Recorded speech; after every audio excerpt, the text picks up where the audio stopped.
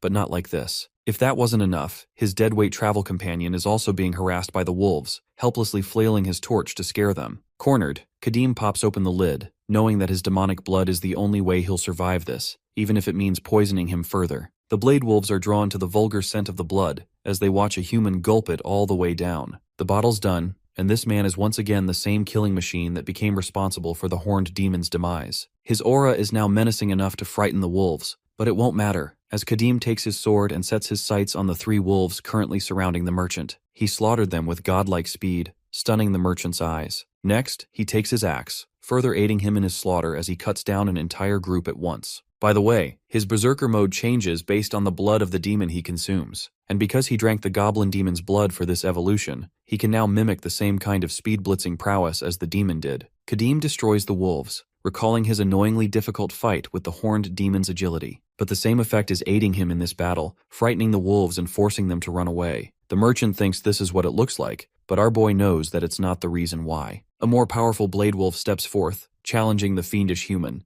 This wolf is the alpha male that Andrew Tate aspires to be. Look at that majestic hair. It's no surprise a bald person would want that. Kadim dubs this one as the leader of the pack. The bad thing is that his buff state is about to come to an end, so he can't even fight the creature properly. The pack leader attacks Kadim with an insane amount of strength. Its sheer weight is enough to crush him. While dodging, our boy experiences a sharp pain in his chest. His weapon falls as he clutches onto his dear body, experiencing the backlash of his berserk mode. The merchant wants to help, but he really can't, begging his master to snap back into his senses, or else they're both dead meat. Kadim can barely hold on as the gigantic white wolf glares at him down, ready to pounce on him for the finishing blow. Our boy looks at the sky, questioning why the conditions haven't been met. It's insane that he's looking up at the sky instead of ahead at the wolf, but then it happens. Kadim finally sees it. His eyes shift color as midnight fully conceals the moon's presence. Grabbing his sword, he prays to Atala, the undefeated master of 10,000 soldiers, begging him to place his sword in his hands, to bless the warrior with an unfathomable thirst for battle. It's a war cry from the gods to unleash literal havoc against the warrior's enemies. Suddenly, the blade dazzles a bright light, stunning the pack leader and even the merchant. Instead of a red aura, Kadim glows trails of yellow as the god responds, questioning the kind of name it will declare his weapon. This is the same effect that our boy exploited during his first playthrough experience as well.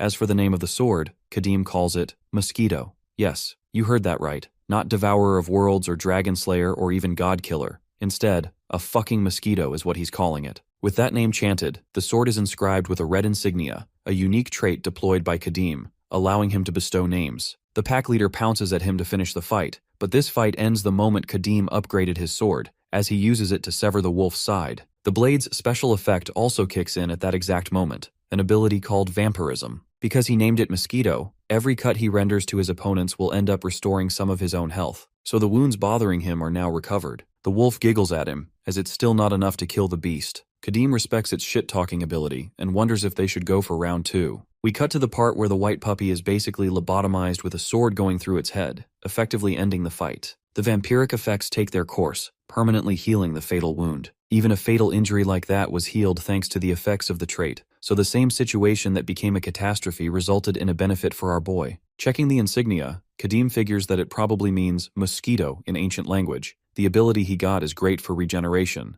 but the weapon's quality is genuinely ass, so in order to really recover well, bro's gonna have to spam it a lot. And even if that happens, a powerful enemy could neutralize him if it has no blood of its own. Kadim stops the pessimistic self-talk and believes his current advantage is good enough for now. So long as he can meet certain conditions again, he'll receive an even more powerful weapon with a special effect. He sheathes his weapon, reminding himself to expect little from life, as this is the lesson he learned from his first playthrough experience. The merchant comes out, shocked to see the pack leader dead on the ground with the rest of the wolves completely massacred. It's unexplainable to him because the barbarian was at the verge of death earlier and now he flipped the table. When he checks on his master's condition, all of his wounds are gone, even the ones he received from the wolves just now.